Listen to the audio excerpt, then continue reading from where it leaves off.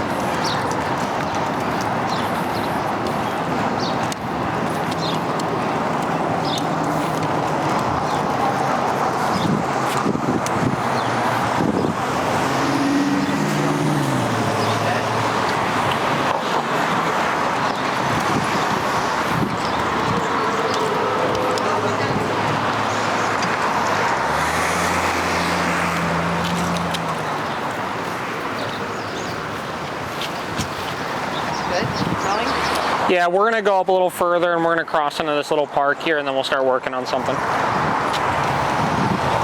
All right, so two kind of things here, right? So one, right now, I mean, pretty much everything, he is not caring at all about what's on the other end of that leash, right? He's doing him right now. Whatever he wants. Yeah, oh yeah. He's doing whatever. He wants to stop and sniff this, he's sniffing this. He wants to pull ahead a little bit, he's pulling ahead a little bit. You know what I mean? And he's not like a crazy, like he's yanking you all over the place by any means, right?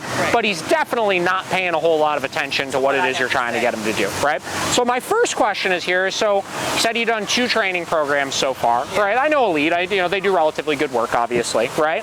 I went to Paramount. Or Paramount, I'm sorry, Elite and Paramount, they're very similar. Okay. So Paramount as well, right? They do relatively good work over there, right? How were you trained to enforce your heel position?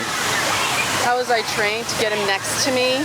To enforce your heel position. I mean, from just stop, sit, and then say heel. Stop, sit, and then say heel. Yeah, but how were you trained to enforce it? So you're telling me what commands you were using. How are you trained to enforce those commands? That way. As far as I know, when he's not heeling, stop, sit. Okay.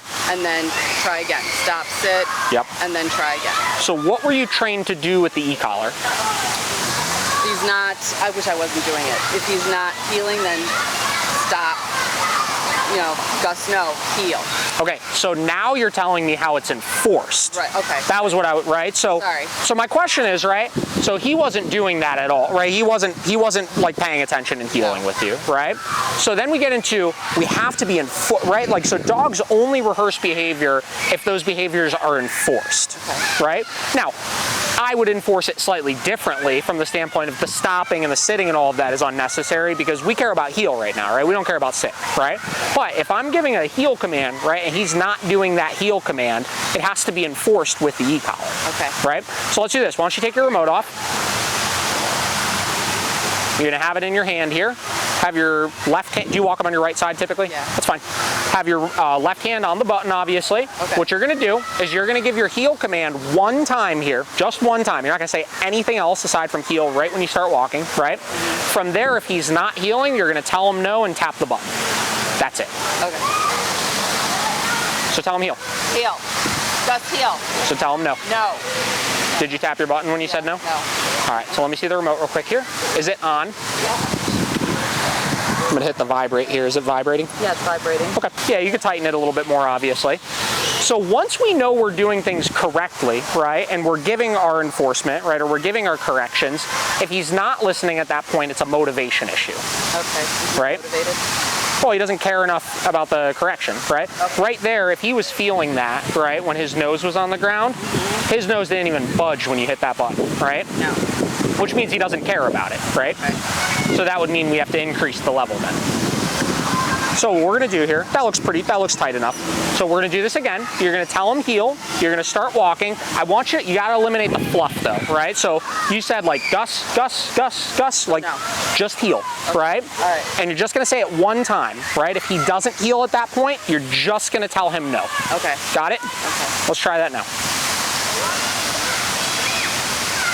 Heel. No. And he tapped when you said no as well. Let me see the remote. So do you think he cared about that correction? No. So we're gonna go up a little bit more. Let's try again here. Heel. There we go. Do you think he cared about that one? A little bit more, so that was good. So now it's a matter of just consistently setting that boundary. 60. Yep. So is this healing? No. No. There we go.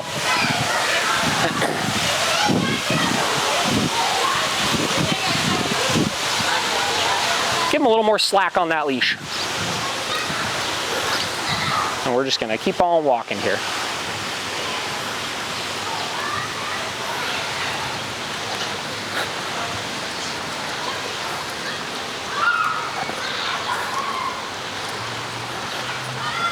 No. Perfect. Now this is going to be hard for him initially. You can make a left up here. This is going to be hard for him initially because he's not, you haven't done this in a while with him, right? How long has it been since you've really enforced this position? Probably a while. Probably about 2 years. Which, listen, it's fine. Things happen. I get it, right? So we're going to have to consistently set that boundary a couple times so he then understands where that boundary is, right? So we're essentially reteaching this right now. But this is the first time that I've seen him be aware of you, right? Okay. Now, he's a little distracted by the workers up there, but he's checking in with you still, or at least he was checking in with you. Yep. This is what I mean about talking about, when we talk about barriers, right? Yeah. Human-made barriers, doors, windows, leashes, cars, stuff like that, right? Yeah. Those don't make any sense to dogs. And a lot of times, we'll make a right here.